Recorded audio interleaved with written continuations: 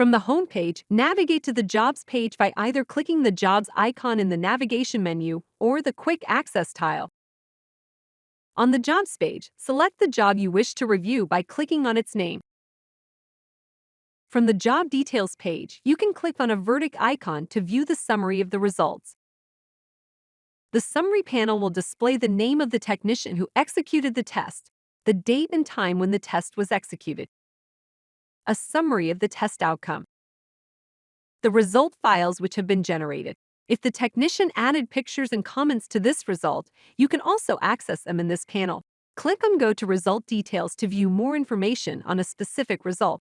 This page will present an overview of the test result, as well as all the details of the measurement, such as the thresholds, configurations, and other parameters used. In some cases, the Details page will also include a visual representation of the measurement or the image that was analyzed,